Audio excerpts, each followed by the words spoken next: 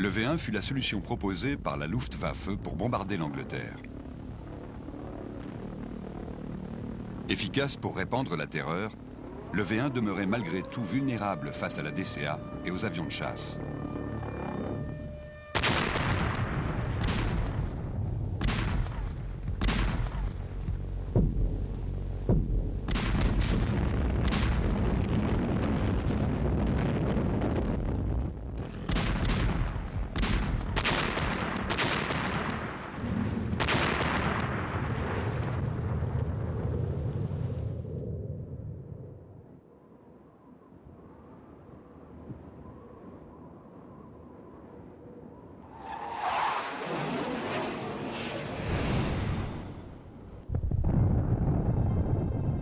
Le V2, en revanche, était immunisé contre tous les systèmes défensifs de l'époque.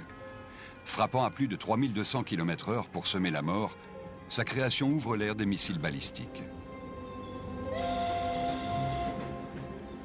Hitler espère que ce V2, son arme de représailles, lui permettra de renverser le cours de la guerre.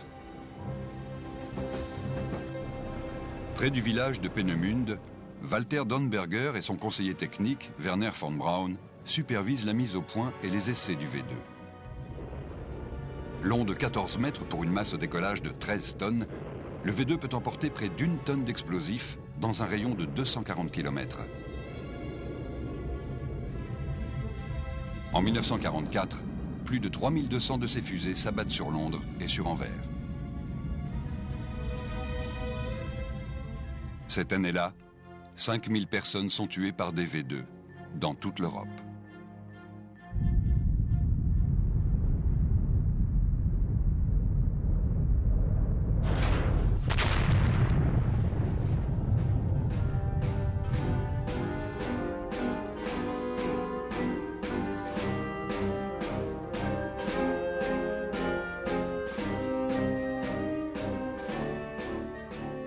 À la fin de la guerre, la quasi-totalité des V2 encore intacts tombent aux mains des Alliés.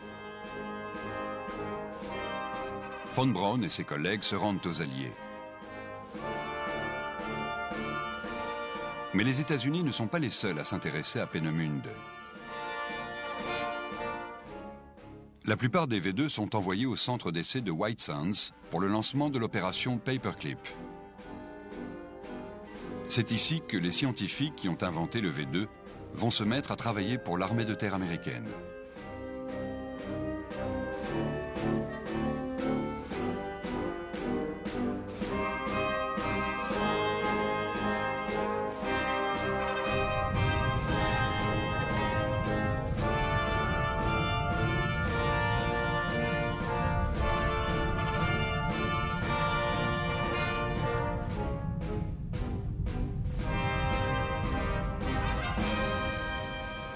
Mais l'avance technologique de l'opération Paperclip ne dissuade pas les soviétiques de s'intéresser aux missiles balistiques.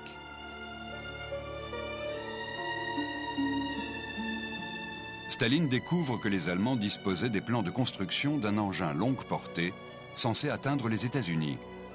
Et il ne tarde guère à comprendre l'importance géopolitique d'un missile transocéanique. Kapustin-Yar. Le spécialiste soviétique des fusées, Sergueï Korolev, dirige l'assemblage et les essais des V2 pris à l'ennemi. La première copie de cette arme construite avec des pièces soviétiques, le R1, a une portée d'environ 300 km. Elle est opérationnelle dès 1950.